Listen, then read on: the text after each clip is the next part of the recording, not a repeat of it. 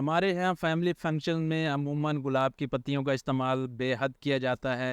گلاب کی پتیاں نچھاور کی جاتی ہیں، خواہ کوئی اعتکاف پر بیٹھا ہو یا کوئی شادی بیاہ کی تقریب ہو یا کسی کی اگر برتھ ڈے وغیرہ ہو تو اس میں گلاب کی پتیاں استعمال کی جاتی ہیں۔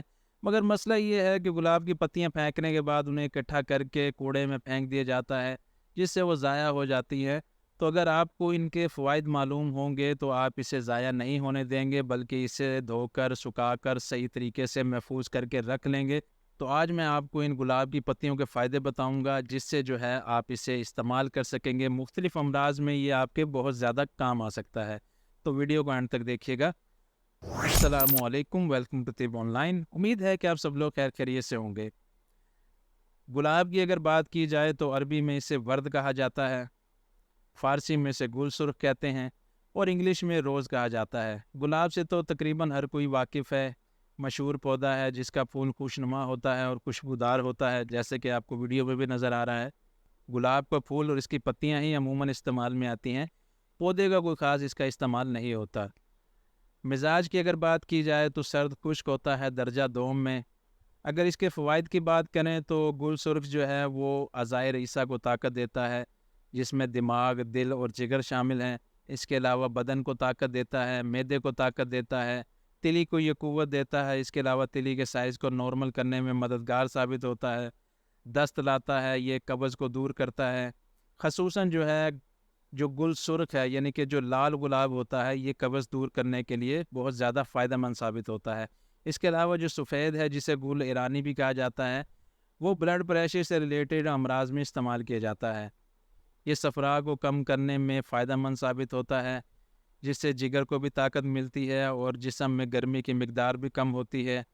اگر اس کو پیس کر ورموں پر لگایا جائے تو اس سے ورم تحلیل ہو جاتے ہیں، اور دردوں پر لگایا جائے تو اس سے درد کو تسکین ملتی ہے۔ باریک پیس کر لگانے سے زخموں کو ٹھیک کرتا ہے۔ اگر تازے پھول کو سونگھا جائے تو اس سے فرت ملتی ہے، دل اور دماغ کو طاقت ملتی ہے۔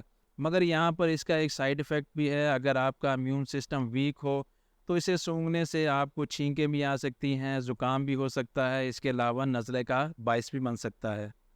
اگر اس کا پانی نچوڑ کر آنکھوں میں ڈالا جائے تو یہ بینائی کو ٹھیک کرتا ہے، نظر کی کمزوری کو ٹھیک کرتا ہے اور نظر کو جو ہے وہ طاقت دیتا ہے۔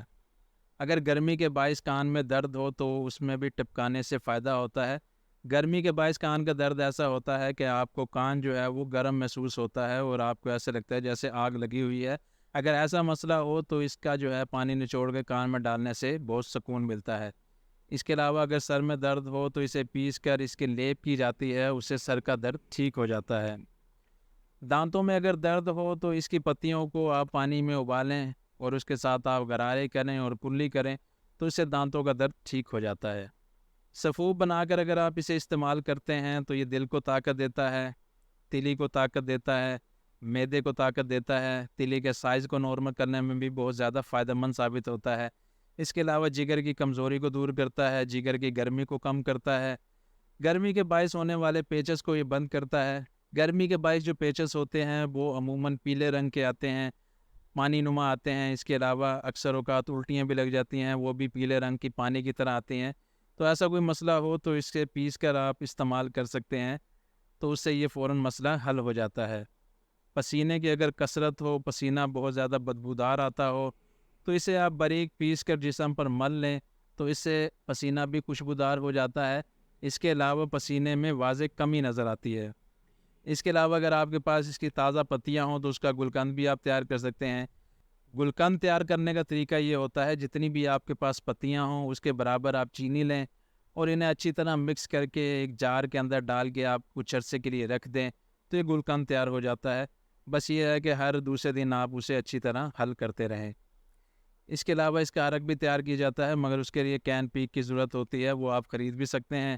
چھوٹے سائز کا مل جاتا ہے جو کہ آپ چولہے پر رکھ کے تیار کر سکتے ہیں، اور ویسے بھی بازار سے بھی عموماً یہ مل جاتا ہے۔